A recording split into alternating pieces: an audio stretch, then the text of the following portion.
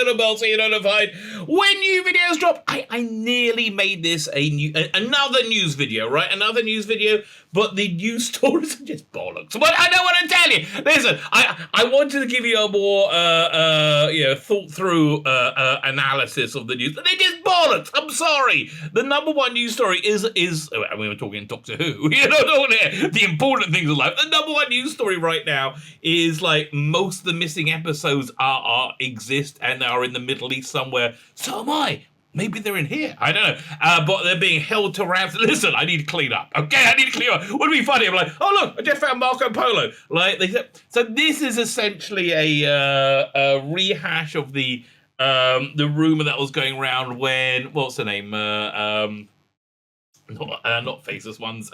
Enemy of the World and Web of Fear were found by Philip Morris, I believe in Nigeria, wasn't it? Or was that Tomb of the Cybermen? I really don't know. Nigeria seems to be the place to go to if you want to find Lost Doctor Who. Nigeria might be the place you want to look. I know. I don't want to tell Philip Morris's his work, but that seems to be the place you want to go to. Anyway, so they said that like most missing episodes are there. But if you have no idea what I'm talking about, in the early 70s, they junked a bunch of black and white episodes of Doctor Who through sheer stupidity and lack of foresight, and it was a red tape thing. Anyway, so they're saying they're mostly there. I mean, look, wouldn't it be great if it's true? But it's bollocks. Okay, it's Plymouth bloody Live. Plymouth Live. These are the ones who brought us the David Tennant rumor, which I don't know. I don't believe that. I think maybe partially true, but I don't believe it as being reported. They also brought us the Donna Noble news story. Not Donna Noble. What's her name? Catherine Tate. Okay, listen, it's nearly the same thing. The Catherine Tate's also coming back news story. Now this one. Listen, I like David Tennant. I like Catherine Tate. I like lost episodes. I like all that stuff. So I would like it all to be true. I just think they found a way to get clicks. Okay, that's really what. So it's nothing to do with that. We're not doing that video today. Instead, this is incredible. This is how I start my morning. Okay, I always do a Google search for Doctor Who, right? Google search Doctor Who, and then I click on the news tab, and then I set it to most recent, because I do it every day. I want to see what new is coming up.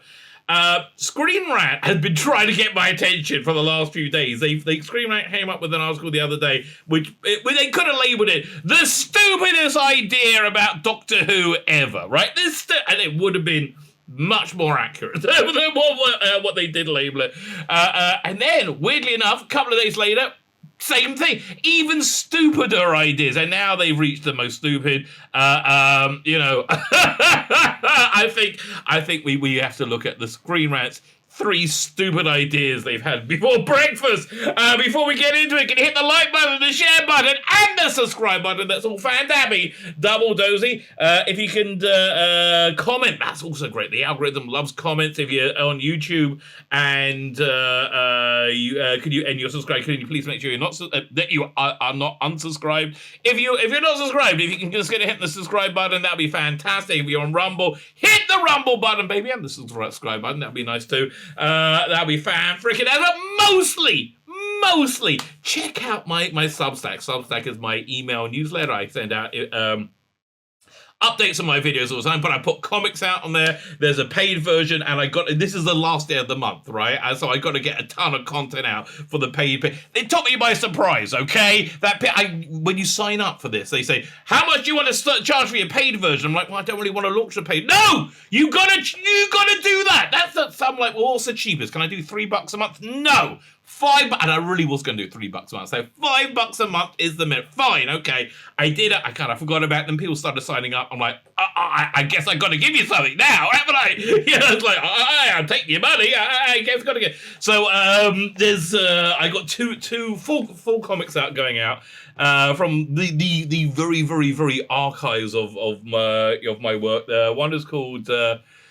Well, it's called Revolution Man, but it's supposed to be kind of a kitsch title, and the R of Revolution is in parentheses, so it's Evolution Man with it. Whatever, I think Revolution, Evolution, kind of the same thing.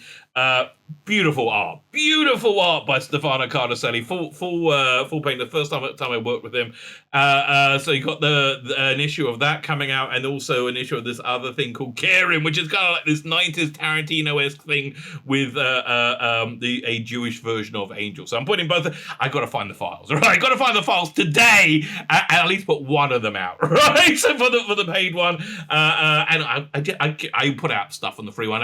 Listen, I appreciate you just being here, quite frankly. But yeah, if you can sign up my Substack, that'd be fan-freaking. And listen, if you have no interest in the paid one, that's groovy, okay? It's kind of like when you do when you sell timeshare. I used to live in Miami, right? When you live in Miami, a staple job is taking people on these timeshares. But essentially, this is how it works, right? You get cheap tickets to Disney if you go on a 2-hour timeshare presentation, right? I never did it. I mean, I went on the presentation, but I never gave the presentation. But I know people who did it. And it's a numbers game, right? Like, if you have 100 people go through, you will get 5 people signing up. It's just the way it is. Math, baby. It's math. It's wonderful. So if you're not somebody who would in any way, shape, or form sign up for the paid one, please sign up for the free one, because you just helped me out, baby. You just helped me out. Thank you very much. Listen, if you want me to help you out, I'm happy to do that too. I am ridiculously grateful, right? Ridiculously grateful. Okay, let's get into the news story.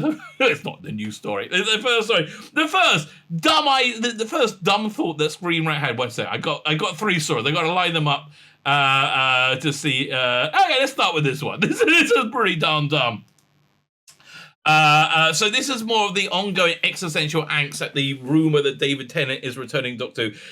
They basically got used to the idea of Russell T Davies coming back, and a lot of egg over a lot of face. That's basically what it was. A lot of egg over a lot of face, which is why there's all this wailing and gnashing of teeth, because Russell T Davies coming back is a white flag saying, we've broken Doctor. Remember Jodie Whittaker, the day after The Woman Who Fell to Earth, she went on the David Tennant podcast, and he said, I didn't break it. I mean, it's always the way of liberal progressives to claim victory at the earliest moment. But yes, we won! No, really? No. I mean, best example of that will be the U.S. election, isn't it? They claim victory. We're a year later. How's it working out?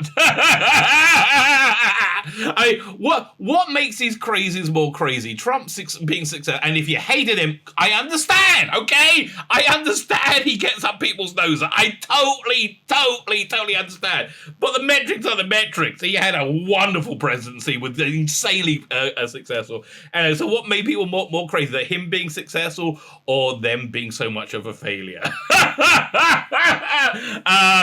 It's the latter, okay? Them being so much of a failure, that chafes a lot more than the personification of evil being successful.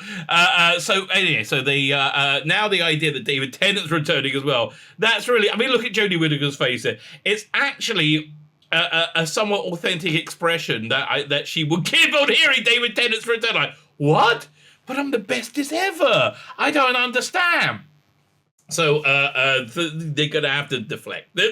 Deflect again, baby. Doctor Who, why David Tennant's return would be a bad idea. Now, I want to be clear. I don't think it's a wholeheartedly great idea. I think Doctor Who is always best when it's pushing forward, and always best, actually, when it's on the absolute front end of contemporary TV. The drawback of that is Jodie Whittaker's Doctor Who was indeed on the front end of contemporary TV. Just contemporary TV was absolutely awful, right? The antithesis of everything we like in TV, and so Doctor Who became that. Man, when we look back at the history of this year, this age, people, firstly, everybody's going to deny being a liberal progressive. Okay, no, I hated those people like Mr. Trilby, all the ones that are always on Twitter, right? They're all Ben Cook. Ben Cook. Totally deny it. Totally, no, I was never them. No. Oh, yeah, you were. Yeah, you were. You're the worst people in humanity. That group of people that live on Twitter. there are rumors that Russell D. Davies could bring back David Tennant in Doctor Who. He's undoubtedly dreaming far bigger than just reliving the past. Again, dude, you're upset that the rumor is credible. That's all it is. You're upset the rumor is credible. And it's really thrown me into a dizzy. Although I do tend to agree with him. I think true artists, which I think Russell D. Davies is, are always forward looking, right? Are always want to break new ground, right? I think Alan Moore, I think, is a good template for what an artist should be, which is like very, very uncompromising. But yeah, Alan Moore, I'm sure, could make a lot of money. Well, he's making a lot of money now. Man, did he sign a good book deal? But before then, if he could have made a lot of money on Indiegogo over the last few years, putting out his own brand, he would have made enough money to hire somebody to manage all that crap for him, though he doesn't have to, and he could just sit and write comics, all right? He could have he could have done very well. I think he had a bad experience with was it Avatar Press with Cinema Paradiso, which is actually now they finished the run. We should get the whole trade paperback of it, or the whole reprint of it. But I think he had a rough time with that because he was they sold like signed copies, and he felt like a lot of pressure getting out from what I recall at the time. But man, he could have been making a lot of money doing that. I don't think really it's about that. I think he wants to do new things. I think he wants to push in a new direction, which I think artists want to do. That's why artists always disappoint you, because you always want the greatest hits, and they always want to do something new, right? That's kind of the dichotomy. These rumors, there are rumors David Tennant will return to Doctor Who as the 14th Doctor, but would that really be? That would really be that would be a really bad idea. Wait. But that wasn't. Jodie Whittaker wasn't a really bad idea. Okay.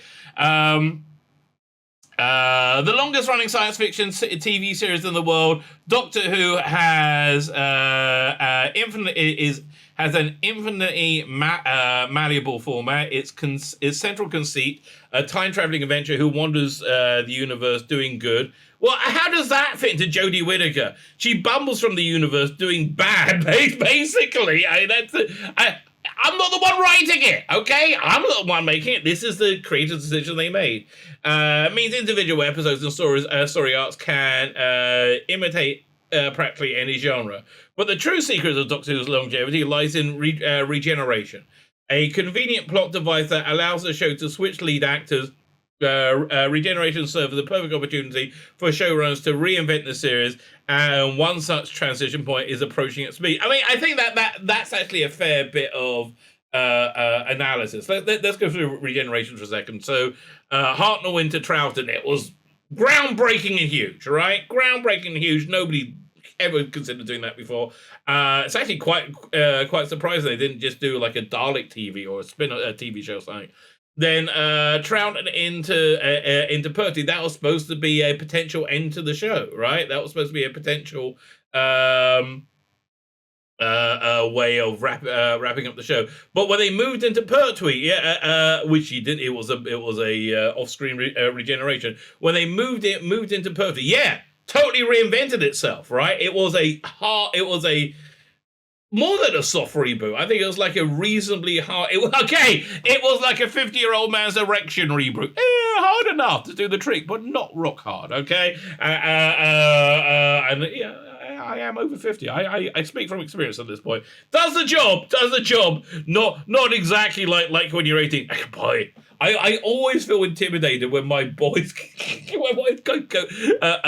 to the bathroom, right? Go to the toilet, and I hear them peeing. And it's like a fire hose in the turn, like whoosh. I'm like, really? Oh my gosh, that. Wow. And like, and again, not to get too personal, like, how can I get any more personal? But for me, it's like, a pathetic like dribble, like, blah, blah, blah. But they're young and virile. I have no idea how I got onto that.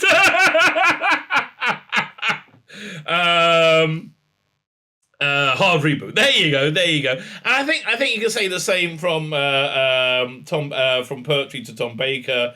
Yeah, reinvented the show. Now, the show reinvented itself, I think, with the advent of John Nathan Turner. They loved him. Seasons 18, he was beloved by fandom, right? It was revamp the show from what had got kind of silly to like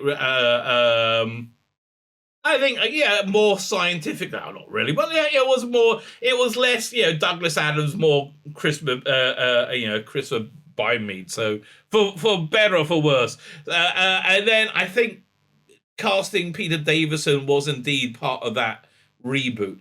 I don't think it really rebooted much in from Peter Davison to Colin Baker. From Colin Baker to Sylvester McCoy, obviously it did because it basically was cancelled and booked back. Same again with McGann, the One Night Wonder, and again, we rebooted Doctor Who. I'm just always look at my action figures. We rebooted the was it for Eccleston? It was as much less of a reboot for David Tennant, but then again, a reinvention for Matt Smith, and a reasonable reinvention for Capaldi. And again, and then we got Whittaker, a complete tear down and rebuild, right? A complete reinvention. But that would really be a bad idea. The longest running TV show. Okay, blah, blah, blah, blah, blah. We've read all that. Fine. Jodie Whittaker's tenure as the 13th Doctor is coming to an end later this year. The current Shadow Christian was departing alongside her because they did such a great job, right? Don't let the door hit you on the way out. And the next show is none other than Russell Lee Davies. Well, why is he coming back? That's so strange. It's almost as if they fell frickin' completely and they need to do anything to rescue Doctor Who from the twisted, mangled wreckage that was Whittaker and Chibnall. Marcy Davis, who's responsible for launching Doctor Who back in 2005, and by all accounts, he has an exciting vision for the show's future. That is true. Although the BBC has yet to announce Whittaker's replacement as the 14th Doctor, I don't think it's a replacement. I'm thinking it's a reboot, right? I don't think it's a replacement at all. I think there's going to be zero connectivity between Whittaker and RTD2, which sounds very much like a Star Wars droid. Somebody pointed out in the comments yesterday. But it really does. It sounds like I think there'll be no connective tissue at all, right? If it's not a reboot, it seems to have somewhat of amount of disdain for the current era, maybe because it's written by a talented person who loves Doctor Who. I mean, it could be. There's evidence that pre-production has already begun. Well, they're auditioning the doctors, people who be the Doctor. It's only a matter of time before an official announcement is made. These last few days have been a number of fans settled on one idea, that Davies should bring back fan favourite past Doctor David Tennant. It depends what his vision is. It's not what I would expect, right? It's not what I expect. It's credible in that it would get people interested in talking about Doctor Who. How do we know this? Because it's got people interested in talking about Doctor Who, right? It really is doing the trick. According to the rumours, Whittaker's Doctor will decide to regenerate into a familiar face, but Tennant will get to play a very different version of the Doctor. The idea of David Tennant's return on the 14th Doctor seems to be going mainstream, even covered on breakfast TV by BBC's rival ITV. Tennant has always been considered the best of the post-2008 Doctor. Well, 2005 Doctor. I think he's the most beloved, right? I think he's the most beloved. I think because that saw the biggest inrush of viewers I think the show had ever really seen, much more so than the 60s, right? I think it saw a huge inrush of viewers who had heard people had watched Doctor Who with Eccleston and was kind of surprised. It looked okay, right? It wasn't embarrassing pap, and it was good, and it was exciting. And so I think by the time David Tennant showed up, Doctor Who was a thing, right? It was a thing that everybody wanted to get. And David Tennant's very charming and good looking. Don't really see it myself, but people like him, right? People find him sexy. He did well, right? He did very well. And I think the first way you see something see a thing is the way that becomes the most beloved to you, right? It's the most beloved way of seeing a thing. My example of that is always Shameless. I saw the American version first. Can't watch the English version, right? Cannot even watch it. But such a move would be a seriously bad idea. Honestly, who's this guy? Thomas Bacon. Fantastic breakfast meat. Bacon. I remember it well. I would say very bad Doctor Who pundit. Curiously enough, though, there is actually precedent for the Doctor's return. Although the Doctor has traditionally had a little control over his faces and forms he takes on when he regenerates. Other Time Lords have been able to control regeneration a lot better. With the fourth Doctor's time late, blah, blah, blah, blah, blah. I can't. We keep going there. Then they're going to mention Day of the Doctor, a few old favorites. Yeah, we heard. The creator said it. We were all there, okay? God, just look at... I just don't get her acting choices, right? I see a picture of Whittaker over there smiling smugly like a moron. I see David Tennant with steely, steely-eyed intent. Fine. So why would it be a bad idea? The idea may be feasible from an in-universe perspective, then, but it doesn't make it a good one. The core problem with is that the Doctor Who should never be built purely on the foundations of nostalgia. The Doctor is always looking forward, changing, regenerating, and embracing the future rather than looking back at the past. Yeah, but we've never been in this situation before, right? We have never, ever been in this situation before. Where, I mean, listen, the last time Doctor Who... Okay, there's 2 times Doctor Who nearly died. I would say in between season 6 and 7, it was nearly taken off the air. It was a pretty hard reboot, and I'm not going to go to any analogies about that. And the time it was taken off the air in '89, I think Doctor Who's in a worse position now because the TV landscape isn't about TV and isn't about entertaining people. The TV landscape is about what's the word? Not genres. About properties, essentially. About franchises, right? They love franchises. Now Doctor Who is a valuable franchise, which it wasn't in, what was it, 69? One of my favorite numbers. Yeah, I gotta say the joke. Okay, I'm sorry. I can never say the number 69 without saying this joke, okay? I'm sorry. It just has to happen. I'm a big fan of the number 69. Well, that's not entirely true. Not entirely true. I really like the 6. Oh, the 6 is fan-freaking-tastic. I love the 6. The 9, can take it or leave it. Not a fan, but yeah, I don't mind the 9. I'll do the 9 to get the 6, but I'm not a fan.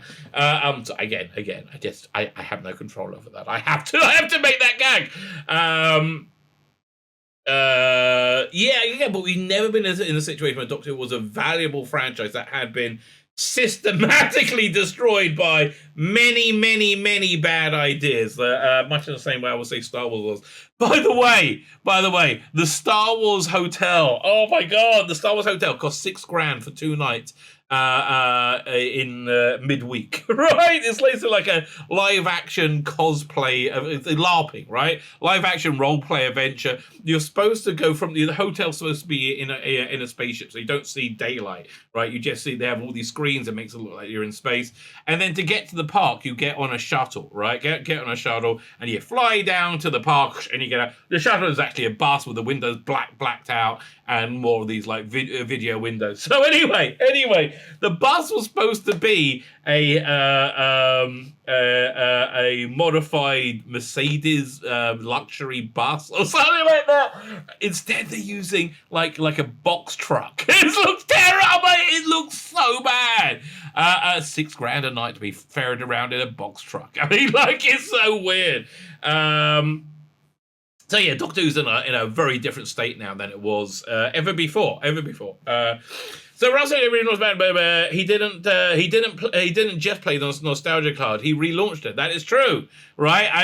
Season 1, the 2005 season, was very sparse on the classic elements. We had the Dalek showing up. We had a Cyberman head in that episode as well.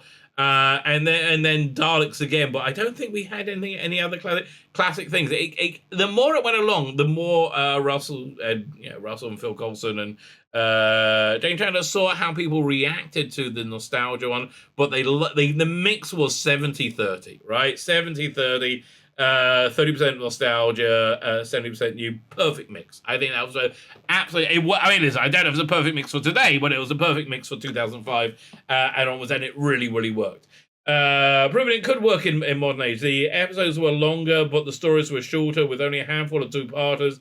Davies used the time warp as a plot device to wipe the continuity slate clean, reinventing the Daleks as religious fanatics who worship the Emperor, whose glory days were in the past. That's not a real reinvention. I think that's a it's not a million miles away from Evil of the Daleks, right? And what we saw them in Evil of the Daleks. And when he brought back Elizabeth Slade and Sarah Jane Smith, that was in the second season, it wasn't just nostalgia born, it was to shine a light on the relationship with the Doctor and his companions, playing an important part in Rose's development as a character. Yeah, a great script as well. Great Toby Whithouse. I really wish he became the showrunner, right? That was supposed to be set on a army base originally, but moving it to a school. Brilliant, right? Brilliant. And what's his name? The coffee guy from Buffy. Tony Head, right? Tony Head, fantastic as Brother Lasser. In fact, I would say that's probably for me the moment. Tennant. That was Tennant's best. Tennant's first moment where he really became the Doctor. That was a really great Doctor moment where he squared off against Tony Head's Brother Lasser. And by the way, the direction of that episode was freaking awesome. The close-up of the shoes as they turn, to face the dog. And you get a real feeling of all that character is supposed to be very, very new labour, right? Had that very slick feel to it. But yeah, just a great confrontation. Great episode. Really, it was a great episode. It wasn't just something old, it was always bringing something new, and also brought in Sarah Jane Adventures. Bringing David Tennant back as the 14th Doctor would break with everything Davies has tried to do when he brought the Doctor back to life. Well, you don't know that, right? If he's come back doing the same thing, you don't know that. You don't know what the plan is, right? I am keeping open-minded till I see something, right? Look, if you cast Lydia West as a Doctor, it's going to be very hard to be optimistic. But I'm doing my best to stay open-minded. So I don't know if if this is true, maybe it's if this is true, maybe it's something that we'll like. We really don't know. It's easy to see why viewers are falling into the trap. Yeah, Doctor Who's a disaster and needs to be rescued from the likes of idiots like you, right? Davies are returning after all. He's bringing back key members of the production team. Please, Murray Gold. Please bring Murray Gold back. Okay, please. Oh, I miss Murray Gold. I want a Christmas Doctor Who song as well. Oh, man, that was great. What they had? They had, just remembering the one for Voyager of the Dam, and the Love Don't Roam. I like Love Don't Roam, right? It just feels kind of Christmassy to me. He's production team, co-production Bad Rules. This isn't simply a matter of bringing band back together. He's already hinted his new version of Doctor Who, suggesting he wants to accomplish more than he did last time. I think so. In an interview back in January, he said there should be a Doctor Who channel now. You can look at what Disney announcements about the new Marvel shows. Return of Donna Noble. We should have a 10th, 11th Doctors together doing a 10-part series. Genuinely, he got an idea of the scope, right? He knows the kind of scope he's going for. This doesn't necessarily mean Tennant won't return in a different manner. The Doctor Who's 60th anniversary, that shows traditional milestone multi-Doctor adventures. Now start returning. As a 14th Doctor, Tennant is likely to turn up as a 10th reprising. Right? Okay, look, this guy is an arse clown who doesn't know up from down. Who cares what he thinks, right? Who cares? This is just his existential angst that Jodie Whittaker has failed. And it's not that he liked Jodie Whittaker. It's not that he liked Chris Chibnall. He liked the idea of smashing that evil glass ceiling that doesn't exist, because women are not oppressed. I'm sorry. I do not feel there's any legal way of oppressing women in the Western world. I think laws are really all we really have at that point. Okay, fine. So that was idiot thing number one, right? Idiot thing number one. Let's go to idiot thing number two. So, one of the reasons it fell so awfully this season, this era, okay, other than the awful writing, and Whittaker's awful performance that lacks authenticity in every way, shape, and form, right? Other than that, that balance was off, right? The old to new balance, which was, as I said, 70-30, I think 80-20, 70-30 through Moffat and through Chibnall, which really, really worked. No, they wanted to do something completely different for Whittaker's opening season. Not a terrible idea, but the idea behind it was a terrible idea. They wanted to get rid of the audience and get a whole new stunning and brave audience. Just the same way that Disney thought they were going to. And boy, are they in panic mode, right? They're completely, reshooting Miss Marvel. Good luck. Good luck. You can reshoot that however you want. It's still going to suck and nobody's going to care, right? Just like nobody cared about Hawkeye, just like nobody cares about Loki, and nobody cared about WandaVision, just like nobody cared about Winter Soldier and Falcon. Nobody cared. You bore the crap out of people by saying, it's terrible that we're racist and we're sexist. No, that's just your white guilt because you're a moron, okay? And it just hasn't gone well. They are in freak out mode. The only thing that's worked for Disney and the MCU has been the Sony film Spider-Man No Way Home. Why? Because it was just a fun piece of entertainment when nobody wagging their finger at you saying, oh no, Brexit happened. Oh no, Donald Trump was president and everything was so much better. No, really? It was just freaking, Spider-Man doing Spider-Man-y stuff, right? And looking forward to when it's available on download. I'm buying that straight away because it was fun. Oh, what an incredible concept. Let's have fun. In fact, I would try and hunt out a interview with Steve Martin, right? Steve Martin, he became huge in the 70s, right? That's when his comedy career really picked up. So I was interviewed about it. So then he went into movies and became super, super huge, and then he retired because he's a gazillion billionaire. So they asked him, like, what was it that, you think you credit your career doing very well with? He said, well, I was, starting in the late 60s where everything was very political, very earnest, and I just think people wanted to have fun. I think people were just sick of it, and they just wanted to have fun. So I went for silly, right? And it worked, right? I hope Russell Lee Davies is getting this memo. Entertain us. I'm sorry to sound like the gods of Ragnarok here, but entertain us. So he's saying the early lack of old videos was good for new viewers. Yes, because they only wanted the new bloody viewers. They didn't want the old viewers. And then they found out they were living in delusion. There were no new viewers. Little girls weren't interested in Doctor Who. Little girls were much more interested in My Little Bloody Pony. And no matter how much of social engineering would change that, no matter how much you change Doctor Who into being like My Little Pony, would do the trick, right? So that's why, and they also alienated the older audience, which is why you had the complete crash of ratings. Fine, so let's hear this idiot argument, right? Chris Chibnall's Doctor Who was great for new fans in season 11 because it allowed them to experience the episodes along with the characters. How'd it go though? Right? How'd it go? Wasn't that where the ratings started going freefall? Right? I think it was, wasn't it? Since the beginning of his time on showrunner Doctor Who, showrunner Chris Chibnall has not shied away from the actions that might be controversial, making it shit and everybody hate it. Yeah, that's a little bit controversial. That's a teeny tiny bit controversial, right? One such action was his decision during Doctor Who season 11 was not bring back older villains that long-time viewers of the show might know. You could just introduce them as new, right? That would have been smart. Instead, which is how they do it every few bloody years.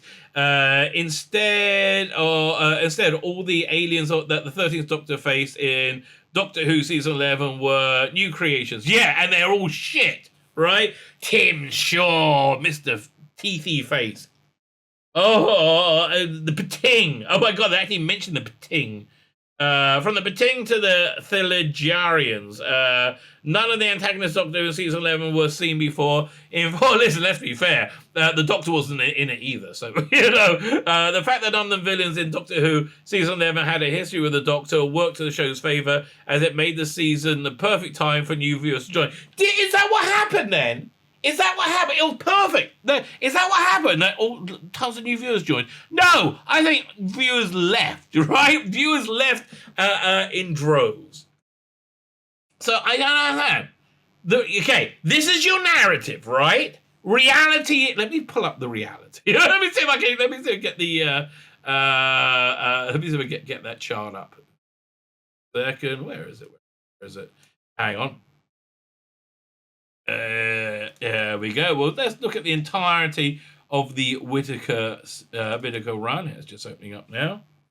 Okay, narrative meeting reality. I can't reiterate this enough. This is the theme, I think, of this year. Right, that's the reality.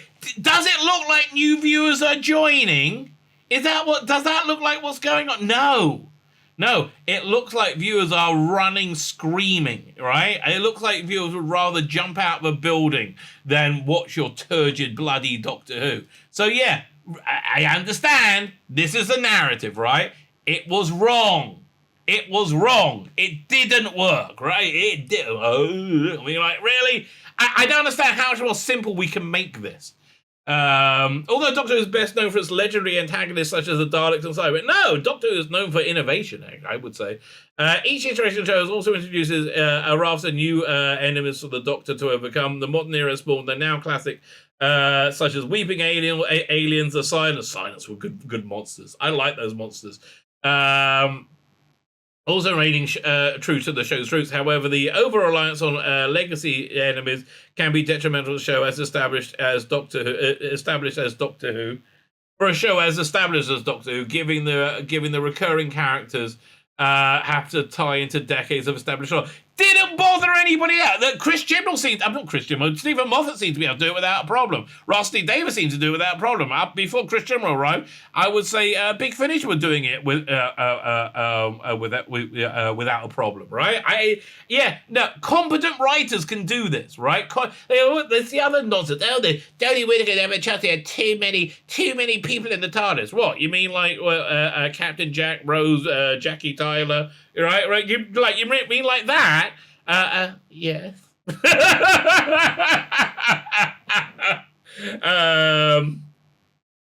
While part of what makes Doctor Who's special is its iconic villains.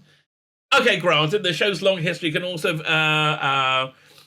be a lot for new audiences. So Christian made the right decision. Really?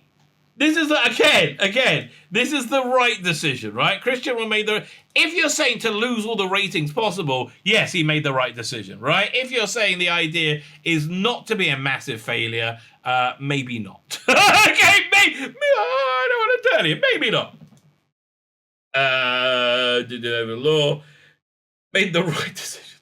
God, I mean, like, I've just read it again. I'm like, my brain can't take it in, right? Made the right decision, not bringing back viewers from the past. Yeah, but he made the wrong decision, not replacing them with anything good. Viewers of Doctor Who season could therefore enjoy the show without needing a ton of information. What you mean, like the viewers of season 1, 2005, and of season 2. And of season 3, right? And of season 4, and the specials, and then Matt Smith's first season. Okay, by the time you get to the end of Matt Smith's first season, you have to see everything else in his season to. Not everything. You have to see the rest of his season to understand what's going on. Same too as Matt Smith's second, but it's not referencing the past, right? I mean, like, you got a glimpse of older Doctors occasionally. You didn't need to know anything. You're talking absolute bollocks, right? Matt Smith's season 3. Well, I'll go and say the first half of his last season, and the second half of the last season, complete reboot. And then, okay, we'll go to Capaldi first season. No. Okay, so they explain what Cybermen were to Clark. That's why you have a companion. What are they? They're Dark Daleks, right? What still one of my favorite episodes is the pilot. I love the scene, right? They're being chased. They're being chased by the water demon entity thing, right? And they go, we got to run it through like fire to get rid of it. They take it into the middle of a Dalek Mavellan battle. You don't need to know anything, but if you know it, it's so freaking cool, right? More Mavellas, more Mavellas, please. They were good. I like that. So yeah, no, you're talking absolute bollocks, mate. Absolute. And then, if I can just reiterate how much bollocks you're talking.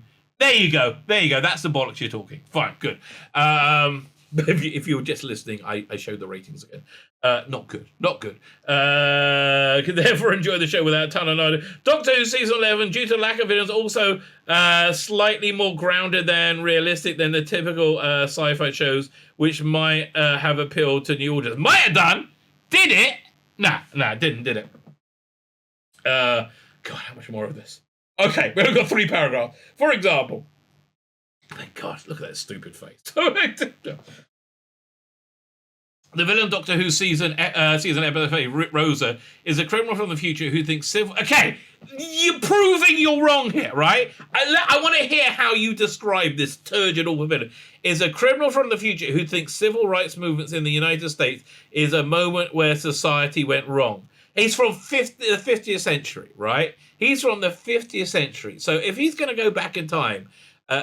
30,000 years, right? 30,000 years, and stop Rosa Parks being told to move on the bus. Are you genuinely telling me that black people would remain third-class citizens, as vaguely enslaved? I mean, they honestly, that's kind of what happened with left-wing policies. But yeah, it's a whole nother story.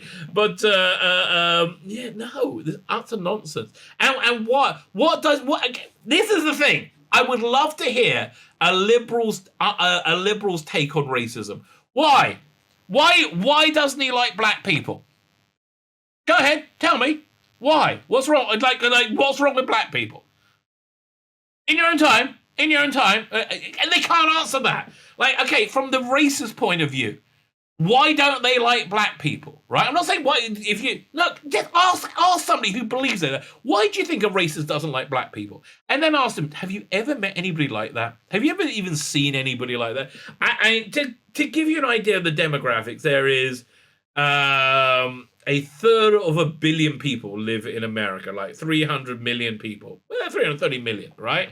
Out of those 330 million, how many of those do you think are labeled by the FBI and tracked as racist, right? White supremacists. How many? It sounds like it's a large number, right? It must be, 10 million?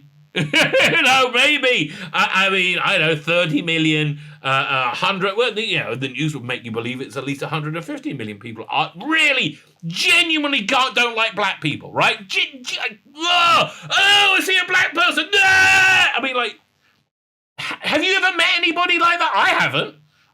And if I had, I'll find them repugnant. Just like you. Just like any sane person whatsoever. So yeah, this was an awful villain, right? Yeah, don't put the master in, put the space racist in, because that's believable. That's how shit it was, right? The space racist was less believable than a time traveling, shape changing, evil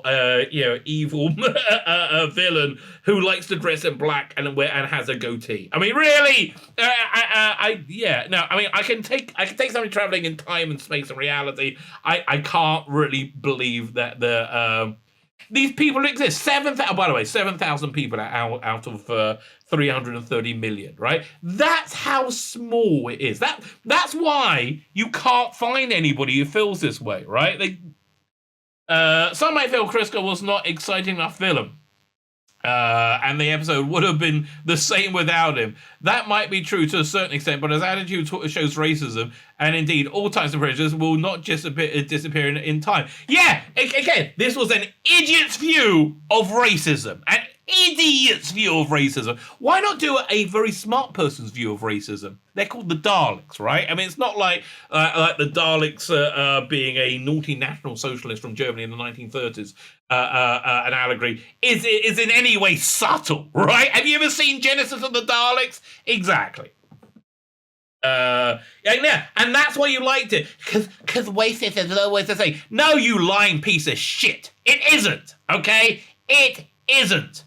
I mean, what you know what would have been a much better villain? A liberal progressive, right? That wants to show how racist the world is, and so they're going to make Rosa Parks not get up and stop the civil rights movement, and they'll prove just because of that, then black people be enslaved right away afterwards, right? That's exactly what's going to happen. That would be more interesting, right? Somebody with your bonkers worldview is the villain, because let's be clear, liberal progressives are the villain. They are the villain. Anyone has to work. Everyone has to work together to eradicate the ideas and change the world. We live into a better place for everyone. Again, this is a lie. This is why Doctor Who failed. The lie is the Western world is racist. 7,000 people out of 330 million. There's probably more one-legged banjo players. Oh no! Watch out for those one-legged banjo players. They're huge. They're going to take over everything. Oh God, more? The Thigerians from Doctor Who Season 11, Episode 6, Demons on the Punjab. Oh God, they were shit. The ones that just stood there and did nothing. Have similar issues to Krasko's views. Yes, because they're not interesting, because it's just about lecturing you. Once terrifying assassins, they become simply to witness the demise of people who end up alone. Therefore, it's so stupid. Therefore, they are not truly villains in the traditional sense, even though they are the antagonists. They're not villains at all. The true villain Doctor Who episodes are the dark side of humanity, which is white men. I hate white men. It makes sense that the newly created villains are not necessarily iconic as the previous ones. They're shit. They're shit based on nonsense. That's not iconic. It's not quite as iconic. No, they are shit based on nonsense. The fact that Doctor and the characters are meeting for the first time as well makes audience feel like they're embracing exactly. Okay, you keep saying that, but it still failed, idiot. Again, reality. Here's the reality. Here's the reality. Here's the narrative. You see how they don't match up? They see how they're opposite each other? Bob creating you, blah, blah, blah, shut up. I can't anymore, okay? Listen, I've only got so much tolerance, and I've still got one more story to get through. Oh, God, heaven help me. Dumb idea number 3. Dumb idea. Doctor Who needs a 60th anniversary movie. Clearly with Jodie and a crap version of Sidemen.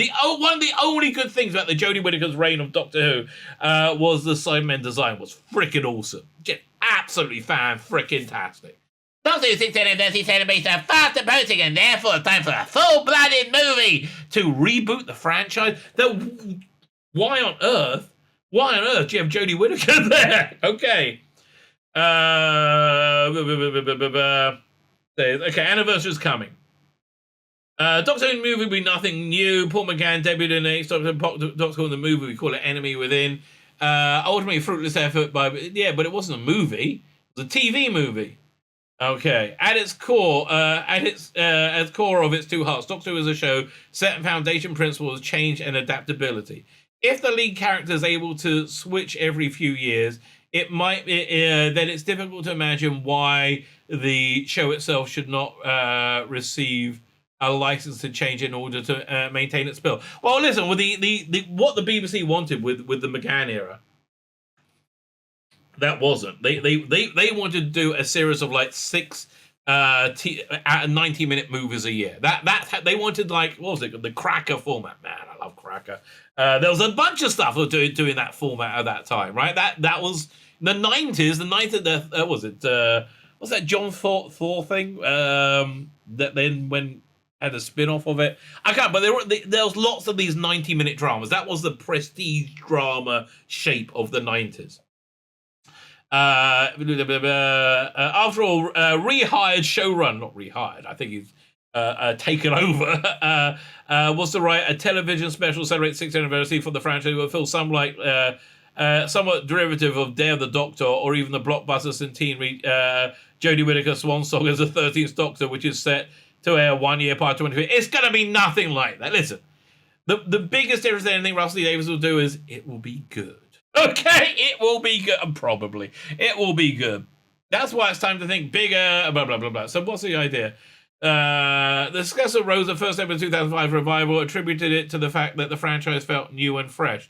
No, it was also good. I mean, really, that's a very important factor, right? That's a very, very, very important factor. And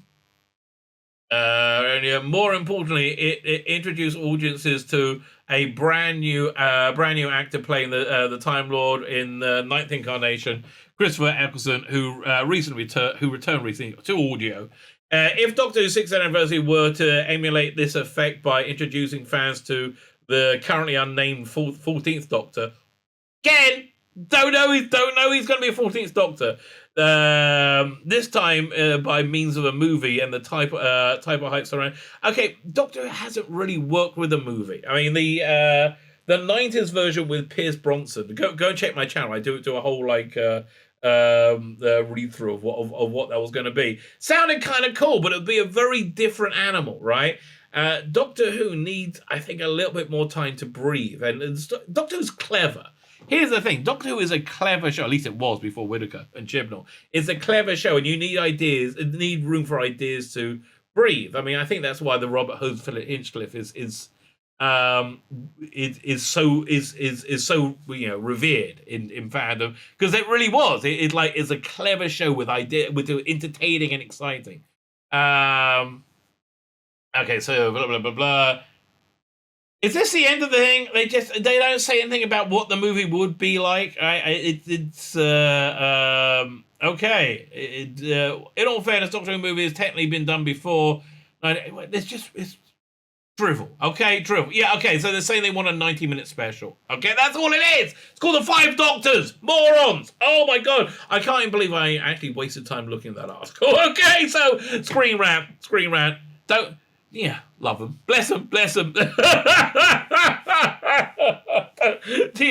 Don't ever change, baby. Don't ever change. So much stupid, so much Doctor Who, so little understanding, so much content they give us. Oh, we love you, Screenrant. Please do some more. My name is Tzvi Lebetkin, the Rabbi from another planet. Please like, share, and subscribe, and ring that little bell. Ring the little bell so you're notified when new videos drop.